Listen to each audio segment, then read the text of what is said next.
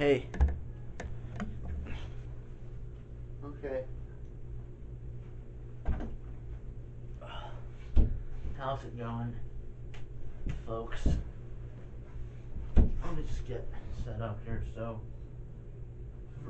last time I showed you guys how to play replica 11th century figures.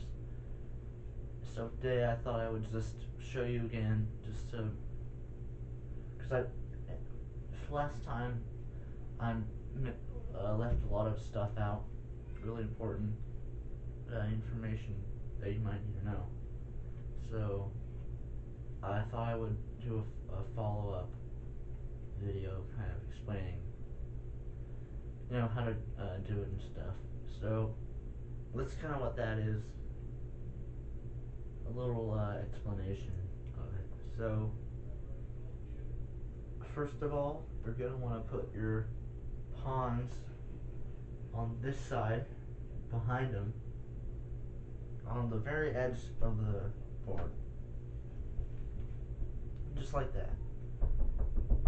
And then in front of this one, you're going to want to put a elephant guy on right there. And then behind him, you do a knight, and then the pope, and then the king is right here, and then the queen goes behind the king.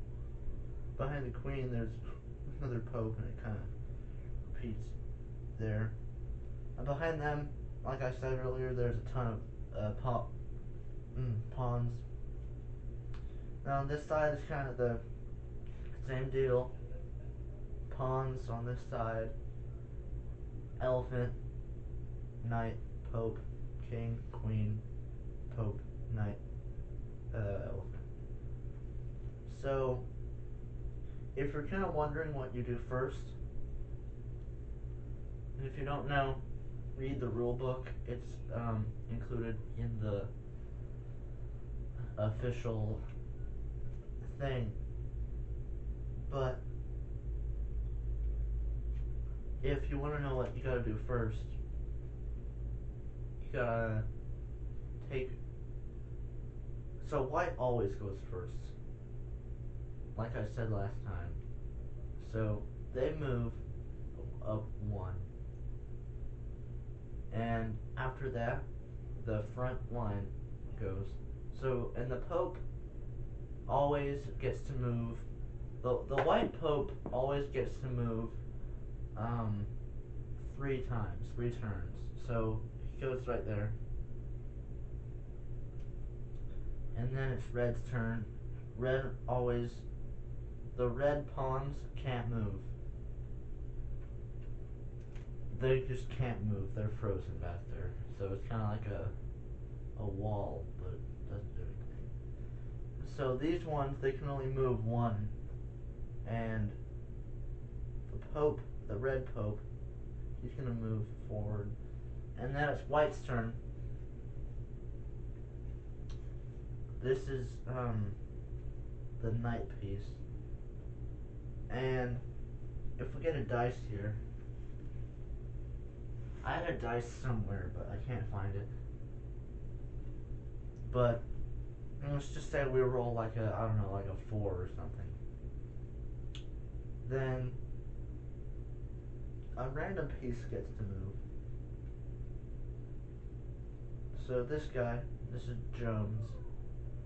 He's right there, and this becomes, it's a black tile right now, so that's a white tile. So since it's a white tile, no one can move there. So he's pretty much invincible. So it's red's turn, and their knight is going to move back here. So the knight's back there, and now it's white's turn.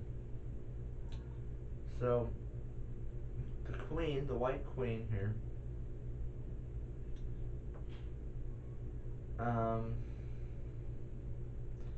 I don't know what to do with her, so I'll just like throw her over there. So the white king, there's actually, he's gonna move one spot, and it's actually a really complicated, a really like complicated lore reason for that, but it's like, it gets really in depth, and it would be really hard to explain it right now. But maybe I can like make another video later explaining the lore reasons. But anyways, he moves there. Tells this one to move here. And if there's two kings, two tiles apart, that actually enables a diplomacy mode. And pretty much what diplomacy mode is, it's like a really intense version of chess, and you really need two people to use diplomacy mode. So if you're just playing like how I'm playing by myself, just showing you, I can't really use it. But what you do, you would have one person here, and they would pretty much try to convince each other to give each other their pieces. So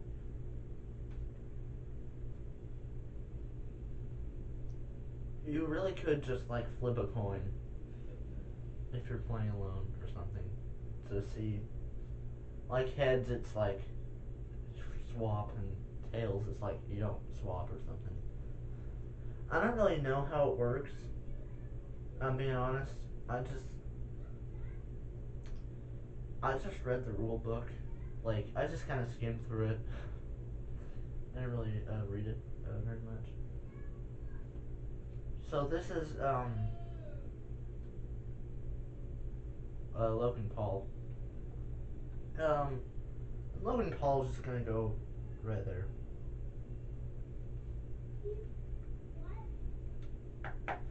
And it's Red's turn. So the king, he's just gonna go right there. So now they're one tile apart, so diplomacy is disabled. It's White's turn. So now it's Red's turn again, and the knight goes right there.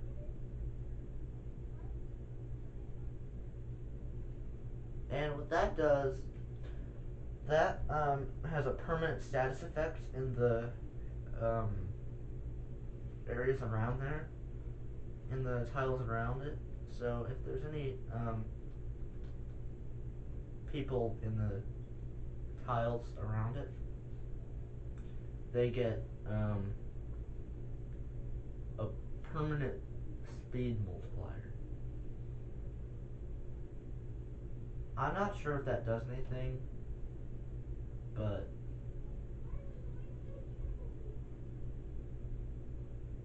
and you can get different multipliers depending on how many people are stacked on there.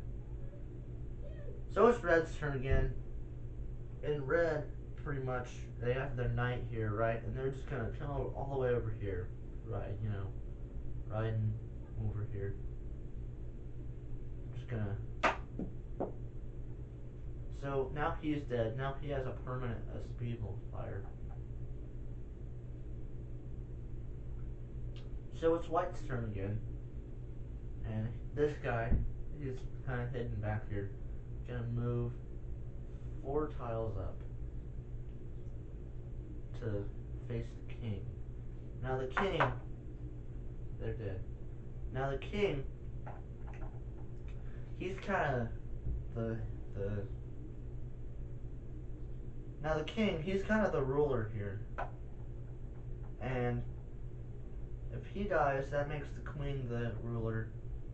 And you know, all these different rules here. But pretty much the white king, he's gonna come back to life here and kill him. right? And I'm gonna take its place. Now, I don't really know what happens from here, but this guy, he's gonna go all the way across the board, right? And he's gonna take its place.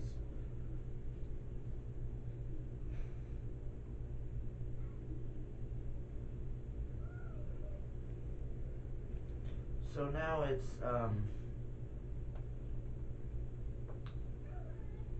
Red's turn, whatever.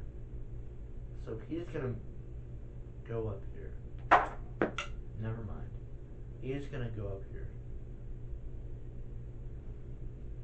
So now that we have three guys in this tower,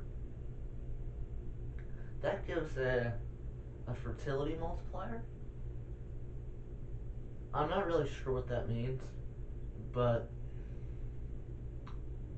probably means something. Like important or something. So anyways, what's gonna happen here? The other elephant. I'm gonna go right here. And like I said last time, if there's two elephants in front of each other, they just don't move for the entire rest of the game. And that's really important, right? Because they're elephants. And if you don't know something important about elephants, the elephant genus actually began in like after the woolly mammoth actually got extinct. They kind of like were bred out of evolution, and pretty much what happened was like half of the red team is just gone now. So it's White's turn. And he's going to move right over here, right? So, he's going to kill him. And it's the Pope's turn. Now, since it's the Pope's turn, he can actually choose to create a new religion. Like, pretty much a cult, if you're uneducated in religions. Like world religions and stuff. So he's going to kill the Pope, and he's going to take over the religion, because that's actually how religions work. If, like, a Pope, if a bishop creates a religion, then it's pretty much like tribal law, you know? Like, you can, like, take it. You can just have it if you kill him. So, what happened next?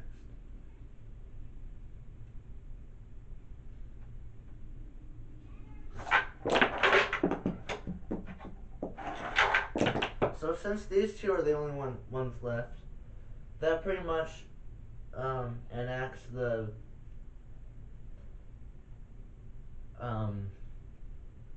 rule of two thumbs, which pretty much means there's like, I don't know, it's like it's a whole thing. Like, you need like a full-on like doctor's office or doctor's license to even like learn it. But pretty much what happens is the whole universe, or the board, gets destroyed because these two elephants are just kind of messing with the fabric of reality, you know. Classic elephant stuff. Shout out to all those people in the comments who've messed with reality. But anyways, that pretty much means what you do, you pretty much just flip the entire board over. So now you're left with an empty table And that's it. You can pick up pieces down here. Like, there's a knight down here. Here's the red king. Yeah, pretty much you just kind of start over and just repeat the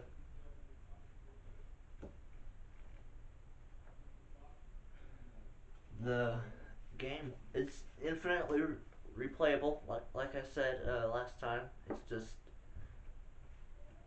completely up to you. So, thank you for coming to my TED Talk.